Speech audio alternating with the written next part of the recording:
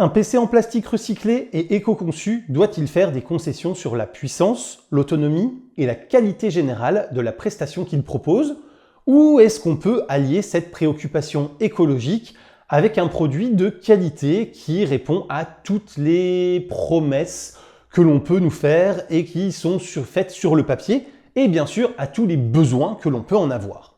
Eh bien aujourd'hui, je vous propose le test d'un PC portable, une première sur la chaîne, le Acer Aspire Vero, qui est le PC Acer le plus green jamais conçu. La promesse du constructeur est donc de proposer un ordinateur portable éco-conçu, avec un maximum de matériaux recyclés, afin de proposer une offre plus respectueuse de l'environnement. Et au-delà des considérations écologiques, je vous propose également de tester un peu tout ce qui compose ce PC, afin que vous puissiez tout savoir sur lui. Puissance, autonomie, bruit, son, connectivité, qualité de l'écran, qualité du micro et de la webcam, vous allez tout savoir et tout comprendre. Allez, on voit tout ça plus en détail après le générique.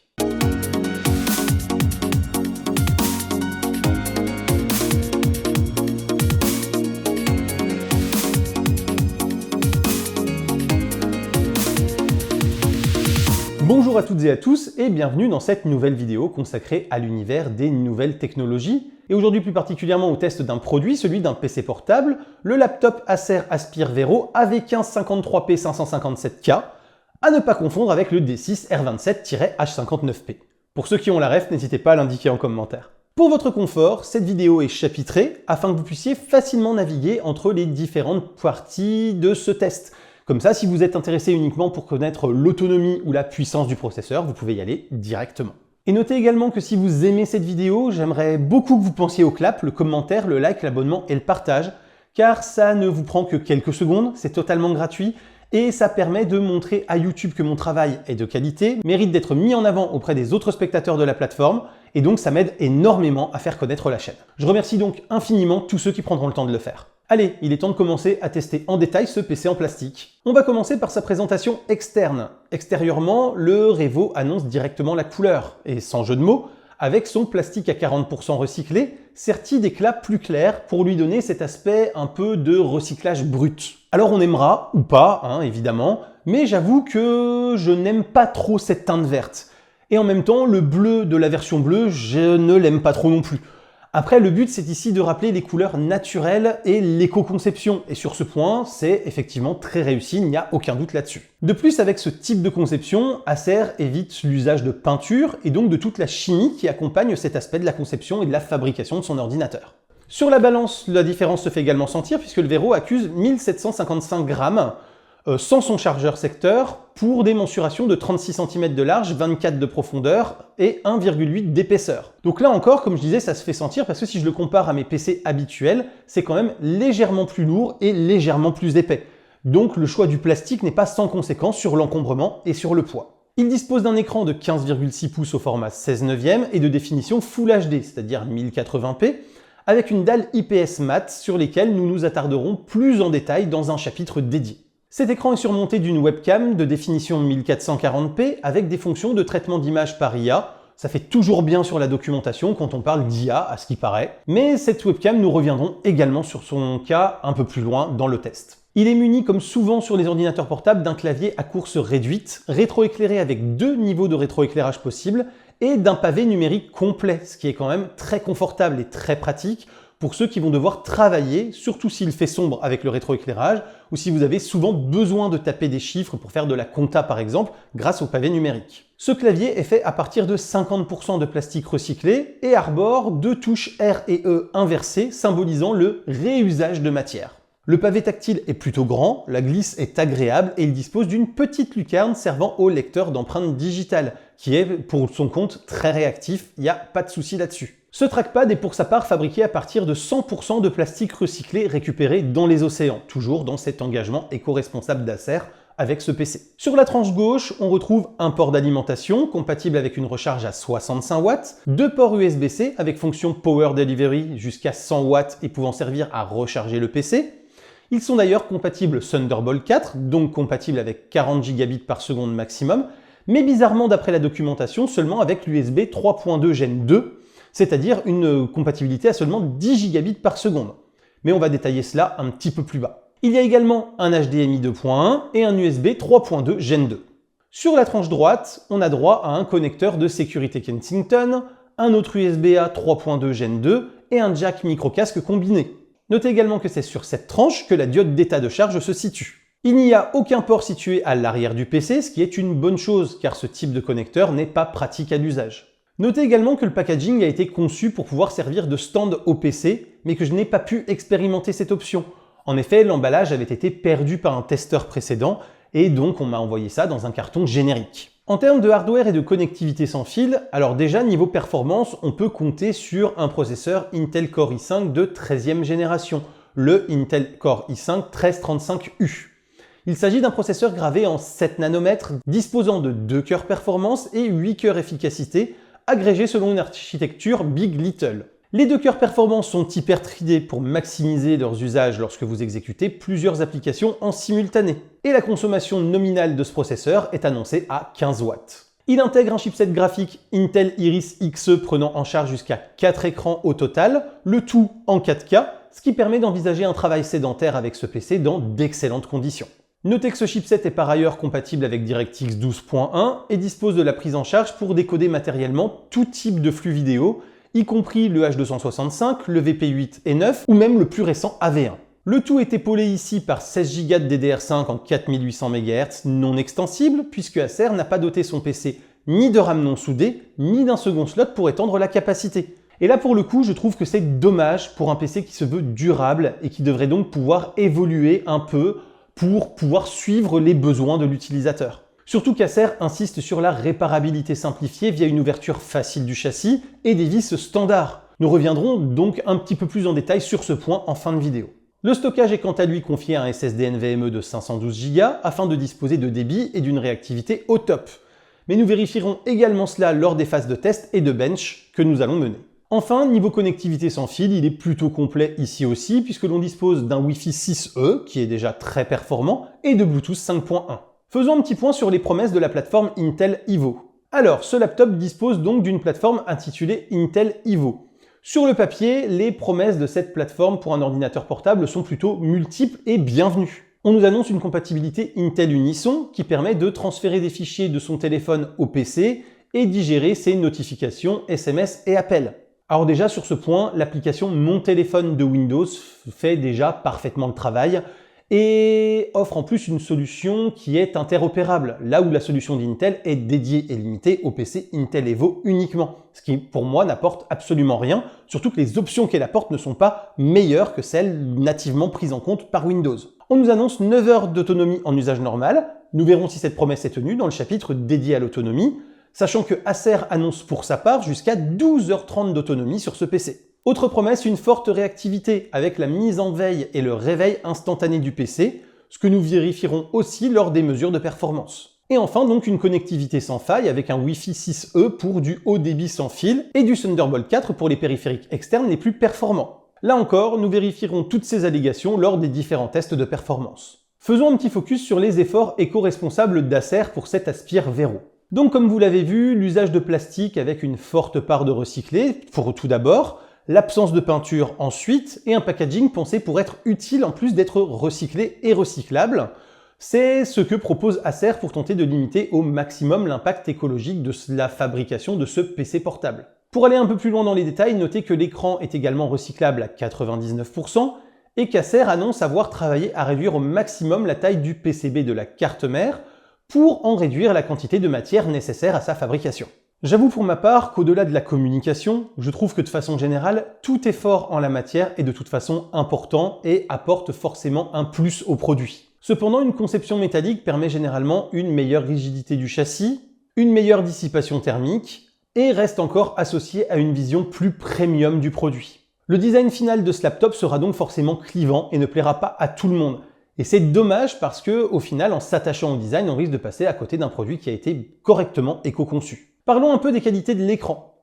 L'écran IPS Adalmat offre un excellent confort de travail. Il est annoncé pour une luminosité maximale de 400 CD par mètre carré, et j'ai pu vérifier cette valeur avec, sur un écran totalement blanc, un pic de luminosité mesuré à 396 nits. Cependant, à cette luminosité maximum, l'uniformité de la dalle est plutôt moyenne, avec des écarts allant jusqu'à 11%, sachant que l'on perçoit les écarts de luminosité sur un écran à partir de 8% de variation environ. Pour profiter du meilleur de cette dalle, il faut donc la régler avec un cran de luminosité en moins.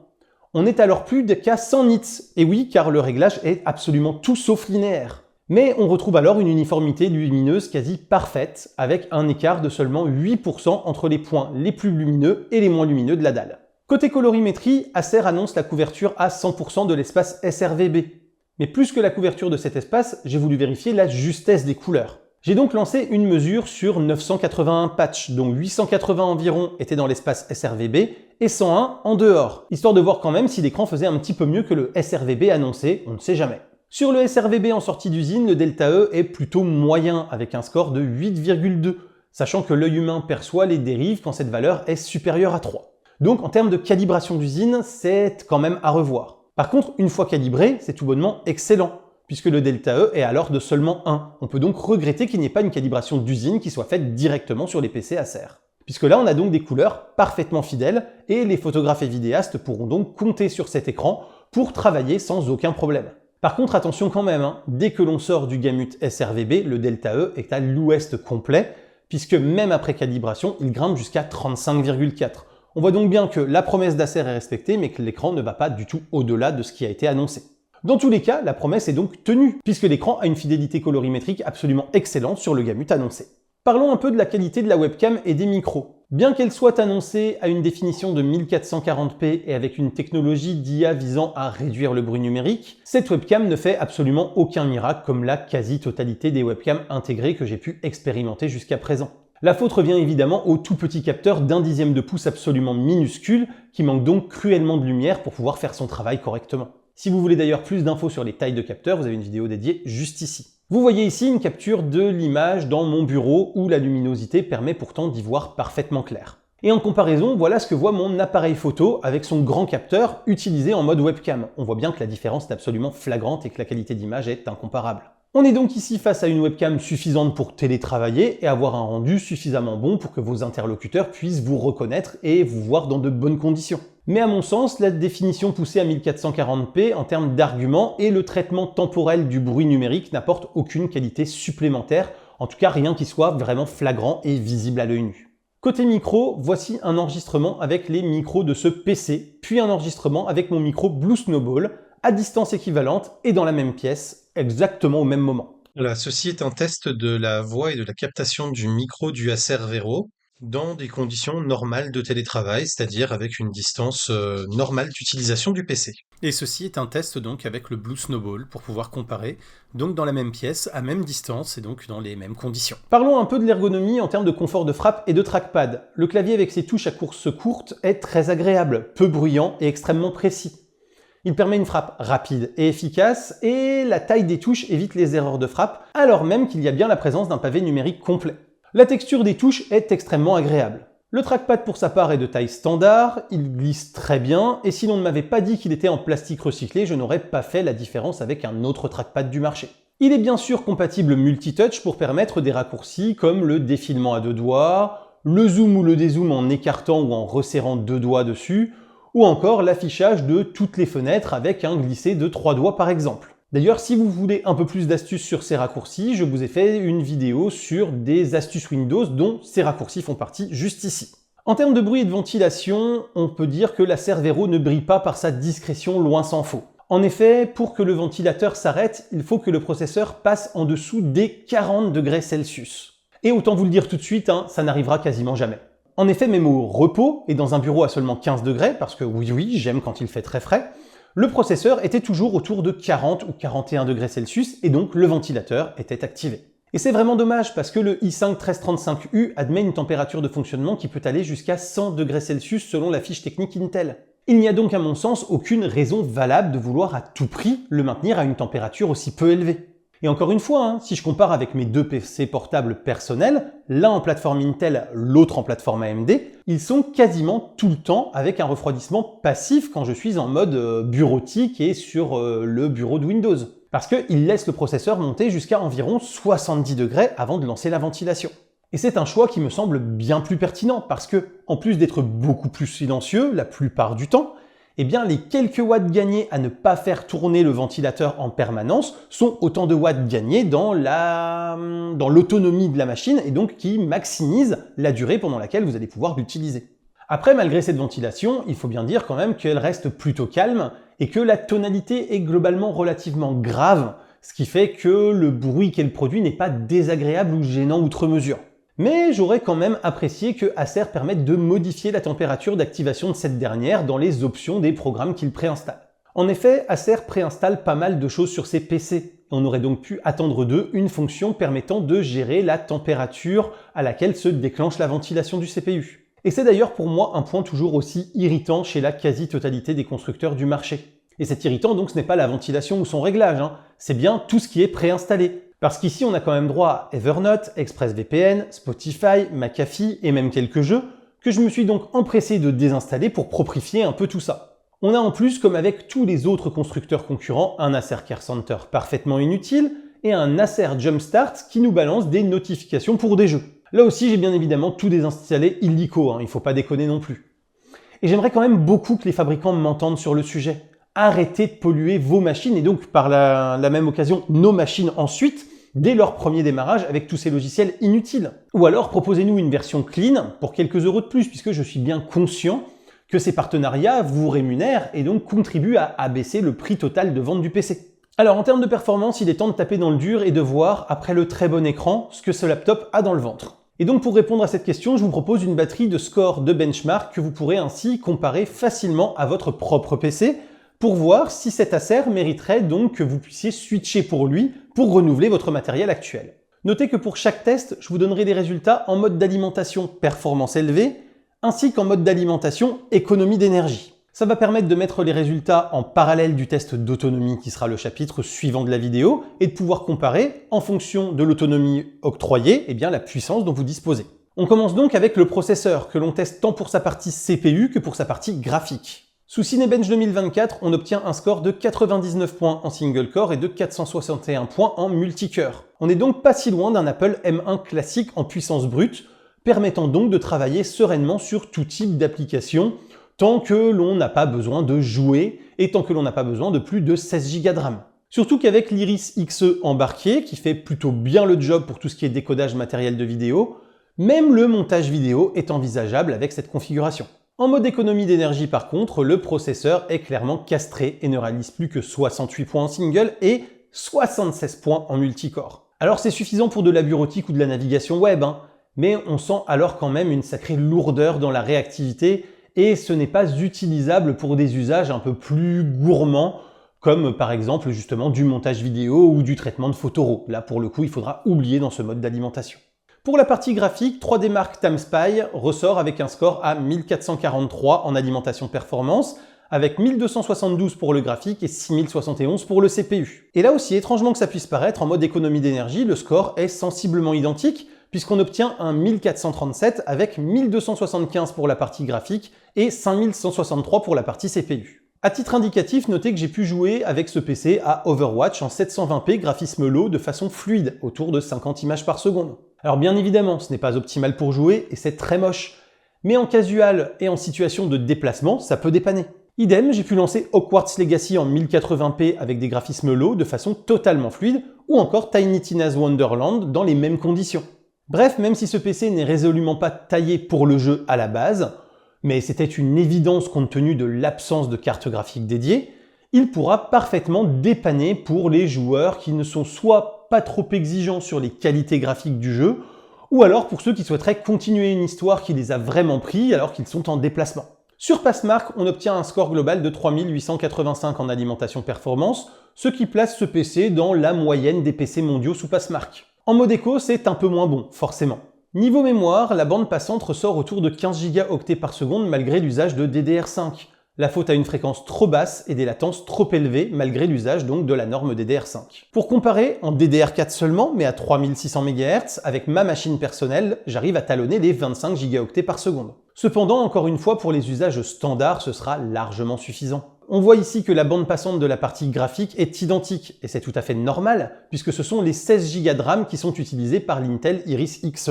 En alimentation éco, la bande passante reste plutôt très honorable avec ses 12 Go par seconde. Et surtout, on notera que dans ce mode, le pic read and write crève le plafond. Mais là, clairement, ce n'est tout simplement pas possible. Et je mets ça sur le compte d'un bug du logiciel. Côté Wi-Fi, je sature sans problème la bande passante de ma connexion fibre à 980 Mbps en down et 480 Mbps en up. Que ce soit en mode performance, le mode économie d'énergie se ressent un peu sur les performances globales du réseau, avec environ 700 Mbps en down pour 420 Mbps en up, ce qui reste tout de même excellent malgré tout. Finissons avec le test du SSD sous Crystal Disk Mark.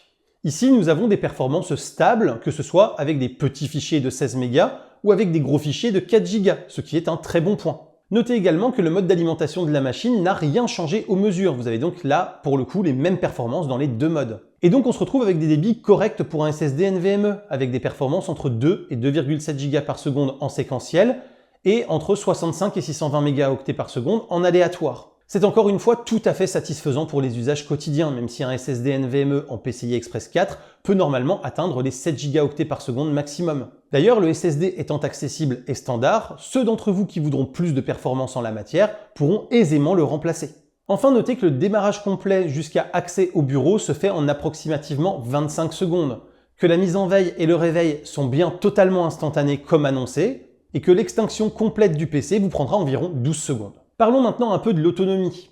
Pour ce faire, j'ai effectué 5 tests pour mettre à l'épreuve la batterie 3 cellules d'une capacité totale de 56 Wh qui équipe ce PC. Le protocole est à chaque fois le même. Je charge le PC à 100% en veille.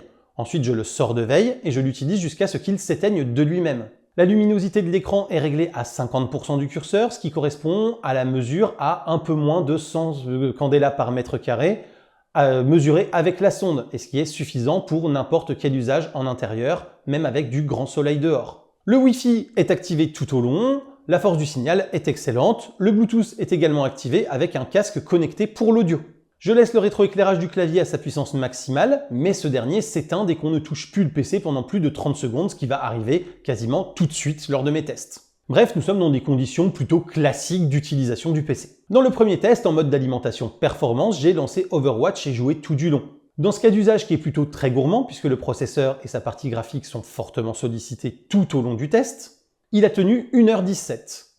Comme toujours sur les PC portables, il est compliqué d'espérer jouer avec une autonomie correcte. Donc ici, pour résumer, rien de très étonnant. J'ai ensuite renouvelé le même test, mais en faisant un montage sur Premiere Pro. Là encore, un montage plutôt exigeant, sans fichier proxy, avec des pistes 4K à 250 Mbps par seconde, avec quelques effets de colorimétrie. Dans ces conditions, il a tenu 1h33, soit à peine plus qu'en jeu. On sent ici que le montage vidéo est également une pratique exigeante qui sollicite fortement les composants et qui nuit donc grandement à l'autonomie globale du système. Pour mon troisième test, j'ai lancé une vidéo YouTube en 4K en boucle. On est donc dans un cas de décodage matériel de vidéo permanent, sollicitant donc quand même pas mal la partie graphique du CPU, et ce toujours en alimentation performance. Dans cet usage, il a tenu 3h02 avant de s'éteindre, ce qui laisse quand même penser qu'on peut faire un bon trajet par exemple de 3 heures en regardant des vidéos en permanence. Avant-dernier test, j'ai refait le test précédent mais en mode d'alimentation économie d'énergie. On a donc quand même une sollicitation du GPU pour décoder la vidéo. Malgré ce mode d'alimentation, la vidéo reste fluide, la navigation web ou le travail de la bureautique peuvent donc être réalisés sans souci. Et dans ces conditions, on arrive à 6h51 d'autonomie. Dernier test réalisé en usage web classique avec environ 20% de temps sur YouTube ou Netflix et le reste sur des sites plus conventionnels pour rédiger une présentation sur Google Slides, avec des notes sur Google Docs, naviguer sur quelques sites sur Wikipédia ou des choses comme ça pour trouver diverses sources, etc. etc. Dans ce type d'usage, il a été possible d'atteindre les 8h06 avant que le PC ne s'éteigne. On est donc là déjà sur des durées beaucoup plus raisonnables en termes d'autonomie.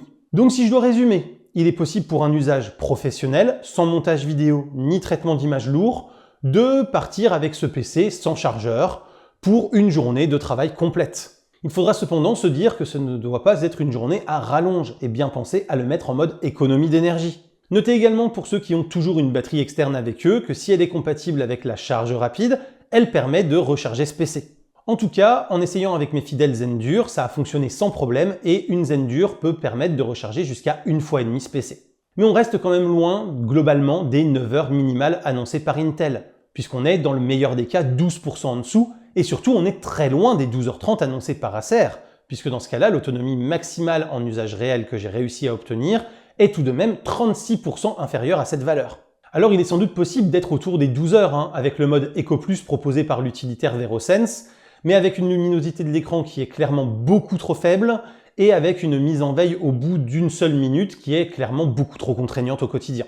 À mon sens, ce mode n'est clairement pas utilisable en usage réel, parce qu'il est beaucoup trop restrictif et handicapant. Il me semblait évident de consacrer une partie de cette vidéo au thème de l'évolutivité et de la réparabilité dans le monde où nous vivons aujourd'hui, mais aussi et surtout pour un PC qui se veut éco-conçu pour limiter son impact environnemental. Donc le PC s'ouvre extrêmement facilement et ne contient aucun scellé à même de faire perdre la garantie en cas d'ouverture, ce qui est très bien. À l'intérieur, on voit que la batterie peut facilement être changée. En plus, elle est maintenue simplement par 2 vis et n'est pas du tout collée au châssis. Le fait qu'elle ne soit pas collée la rend donc extrêmement facile à remplacer, c'est un très bon point. Le SSD, comme je vous l'avais annoncé, est lui aussi tout à fait standard et remplaçable. Sur un PC comme celui-là, avec un bon processeur mais une RAM non évolutive, il sera sollicité quand même beaucoup pour seconder la RAM. Il pourra donc s'user plus rapidement, et c'est donc une excellente nouvelle qu'il soit remplaçable et qu'il ne soit pas soudé. Parce qu'un SSD soudé rend clairement dans ce cas les machines potentiellement jetables, comme je vous l'expliquais dans cette vidéo-ci.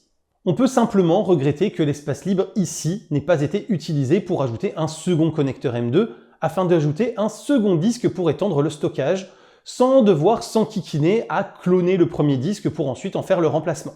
Et donc enfin la RAM.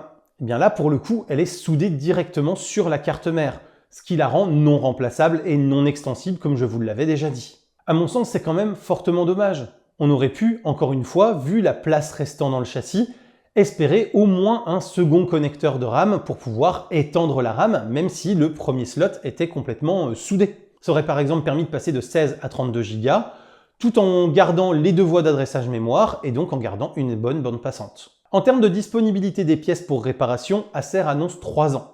C'est court, mais c'est malheureusement dans la fourchette haute de la micro-informatique actuelle. C'est d'ailleurs ce qui permet à ce PC d'afficher un indice de réparabilité supérieur à 8, largement au-dessus des notes habituelles sur ce type de produit, qui sont plutôt situées autour de 5. Puisqu'en effet, quand on consulte le barème, on a des pièces disponibles, à prix correct, et livrées rapidement en cas de nécessité de réparation. Pour résumer, je retiens du test de ce PC qu'il dispose d'un excellent écran, utilisable même pour travailler de l'image, grâce à sa justesse colorimétrique et son excellente homogénéité dès qu'on réduit un tout petit peu sa luminosité. Ces composants sont suffisants pour un usage bureautique et multimédia fluide et agréable, même en mode économie d'énergie. Cela permettra donc de satisfaire la quasi-totalité des usages grand public et professionnels quotidiens, avec une autonomie suffisante pour une journée complète de travail. Mais je regrette quand même que cette autonomie soit en dessous des valeurs annoncées parce que j'aurais adoré avoir 12h30 d'autonomie. Ce n'est clairement pas un PC destiné aux joueurs ou aux créatifs qui auront sans aucun doute besoin d'un peu plus de puissance et surtout d'une carte graphique dédiée. En termes d'éco-conception, on peut saluer les efforts faits par Acer pour réduire l'impact environnemental de ce PC. Entre autres par l'usage de plastique recyclé, par la réduction de la quantité de matière nécessaire à la fabrication du PC, ou encore à son ouverture facile pour accéder aux composants. Je reste quand même sur ma faim à cause de la RAM soudée et de l'absence de second connecteur M2. Dans tous les cas, si vous souhaitez un PC performant pour le quotidien, qui affiche résolument votre côté écolo et qui fait des efforts en la matière, cet Acer Revo AV15-53P-557K est un excellent choix qui conviendra à un grand nombre d'usages et d'utilisateurs. Nous voilà donc en tout cas arrivés au terme de cette vidéo de test qui j'espère vous aura plu, vous aura appris des choses et vous aura permis de faire un tour suffisamment exhaustif de ce produit. Si c'est le cas, pensez au clap, le commentaire, le like, l'abonnement et le partage. Vous avez également Tipeee, Utip et le bouton rejoindre sous la vidéo et dans la description qui permettent de me soutenir financièrement, en sachant que le bouton rejoindre vous donne en plus accès à des vidéos exclusives réservées aux membres abonnés payants. Je vous dis quant à moi à très bientôt pour plein de prochaines vidéos photos, techno, informatique et jeux vidéo qui font le contenu de la chaîne au quotidien. D'ici là, continuez de rester curieux et de regarder des vidéos sur YouTube. Salut à tous, bye bye.